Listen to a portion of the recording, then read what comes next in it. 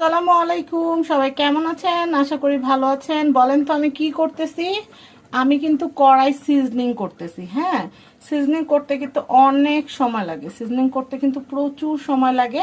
তো সিজনিং কিভাবে করতে হয়, কড়াইটাকে প্রথমে আপনারা কাস্ট আয়রনের কড়াই যখন কিনবেন, কেনার পরে আপনারা খুব ভালো করে ধুয়ে নেবেন। ধুয়ে নেওয়ার পরে আপনারা ভালো মতো চুলার উপরে দিয়ে পানিটা শুকিয়ে ওটার মধ্যে একটু তেল দিয়ে সুন্দর করে এটাকে আপনারা অনেকক্ষণ সময় নিয়ে আপনারা তেল সহ এটাকে তাতিয়ে নেবেন। যখন আপনারা প্রথমবার খুব ভালো মতো কড়াইটাকে সিজনিং করে নেবেন, এরপর কিন্তু আর কোনো কষ্টই হবে না। কোনো মাছ ভাজলে মাছ পুড়বে না, আপনার নুডলস করলে নুডলস সুন্দর একদম ঝরঝরে হবে। আপনারা যেই কোনো রুটি সেকা বলেন, মাছ ভাজা বলেন, চিকেন ভাজা বলেন, সব কিছু অনেক সুন্দর করে করে নিতে পারবেন। আমি সিজনিং করে নিচ্ছি। আর একটা কথা, সিজনিং করতে কিন্তু প্রচুর সময় লাগে, একটু ধৈর্যেরও ব্যাপার। একবার সিজনিং করা হয়ে গেলে কিন্তু আর কোনো ঝামেলাই নাই, একটু সময় নিয়ে ধৈর্য ধরে কিন্তু সিজনিংটা করতে হবে। আমি আপনাদেরকে একটা কথা বলি, ননস্টিকের সেট কিনে কোটিং খাওয়ার চাইতে আপনারা কাস্ট আয়রনের এই কড়াইগুলা কিনবেন, এগুলো অনেক ভালো। আর আমি এই যে কড়াইটা কিনেছি, এটা কিন্তু 2 কেজি মাংস খুব সুন্দর হবে। এটার আরেকটা সাইজ আছে, সেটা হচ্ছে কালাভুনা। আমার খুব শখ, আমি কালাভুনার যে কড়াইটা সেটাও ইনশাল্লাহ কিনবো। তো ভাবলাম এটা যেহেতু আমি সিজনিং করতেছি, তো আপনাদের সাথে সিজনিং এর প্রসেসটা শেয়ার করি। আরেকটা কথা, রান্না হয়ে গেলে কিন্তু কড়াইটা ধুয়ে আবারও কিন্তু তেল মেখে তারপর আপনাদের সংরক্ষণ করতে হবে, না হলে কিন্তু মরিচা আসার সম্ভাবনা থাকতে পারে।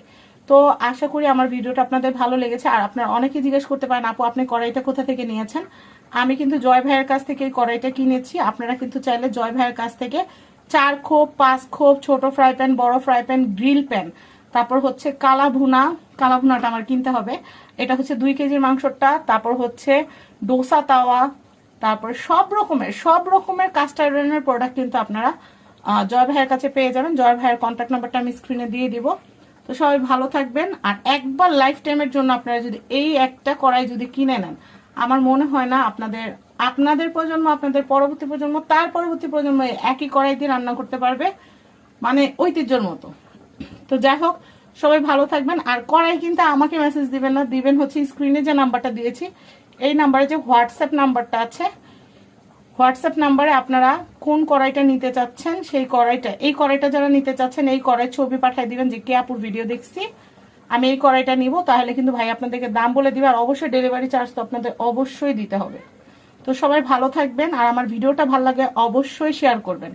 আর আমি যে প্রসেসে দেখালাম, এই প্রসেসে যদি আপনারা যদি সিজনিংটা করে নেন, তাহলে কিন্তু আপনাদের লাইফ টাইমে আর কোনো ঝামেলা হবে না।